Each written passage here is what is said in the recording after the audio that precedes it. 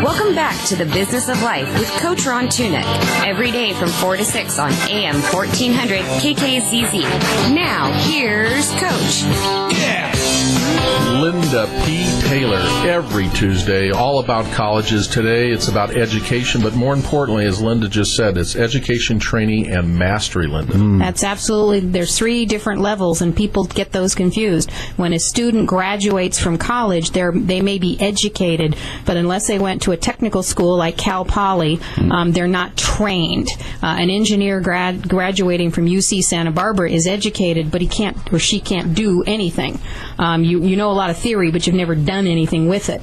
At Cal Poly, if you're an engineer, you don't graduate until you've actually gone out and got your hands dirty. So you are trained as well as educated. And then time and effort, you become a master, which means they will pay you more bucks as you go up the corporate ladder. Whatever it is you choose to master, be it sports, be it whatever. I mean, you have to be given certain God-given gifts. I mean, let's get real. We all don't have Tiger's natural ability, Tiger Woods, but he works his little tushy off to be a master at what he does. Let me ask you, Peter, a question. Sure, Coach. Our special guest. Why did you hire Linda?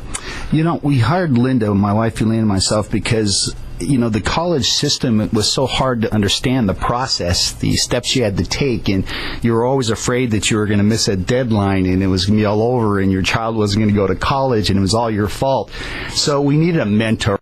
First thing again is I don't want to be a salesperson, and I think they have the used car salesperson, the fear of not making any money because you make the sales.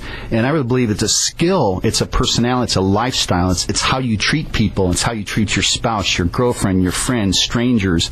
I mean, it's the way you treat your coach and fellow athletes, fellow workers.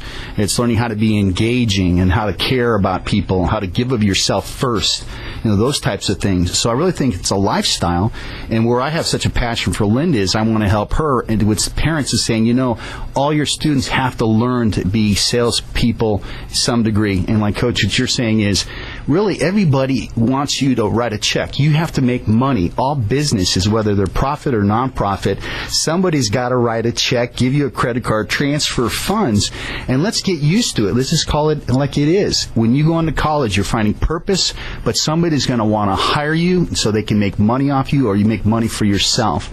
Some people will take the time to train you with hopes you'll stay around, but in the end, they will want you to make some money. Right. And that was one of the things that Peter and I had talked about before we came on the radio was training. When somebody hires you as a graduated student, they will want you to be up and running, helping them succeed, helping you succeed and grow as fast as possible. And they're not in the business usually of taking the time to train you to be useful. The more training, the more practical you are on the first day, the faster and better and more likely you are to get a job. So that goes back to an education is just part one of the equation. When you go through college, you actually need to come out the other end trained in something, and if you're lucky, you'll find a company that will train you to be in business. If not, you have to go find it yourself, and everybody in here except me seems like to be an athlete, and that seems also to be a team player, and that was one of what the analogies that Peter was using was the problem with college planning is it's a team sport,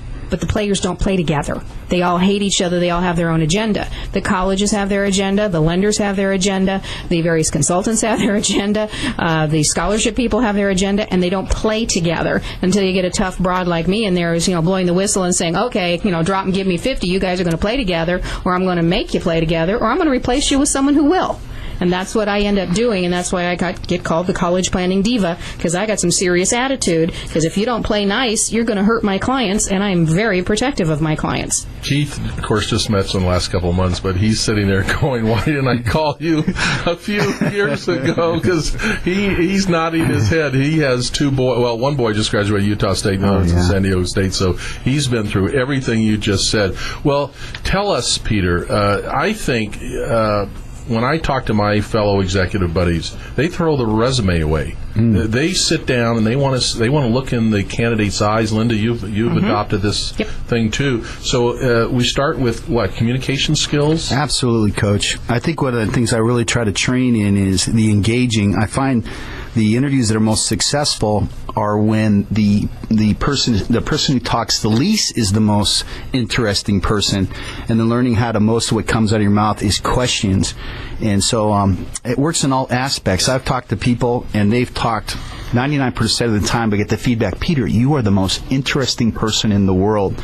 So just trying to train people, young individuals, how to ask questions, how to act interesting, how to smile. It's just like a training you forget. All right, we're going to go to traffic real quick, but obviously you got a great voice for radio too. But I'm so curious about this word engaging, because I agree, so does Linda. She's nodding her up and down. I want to hear more about this word engaging and how you conduct. Can you do an interview? Can you tell our listeners how you might do an employment interview? Sure. Okay, traffic real quick. Be right back.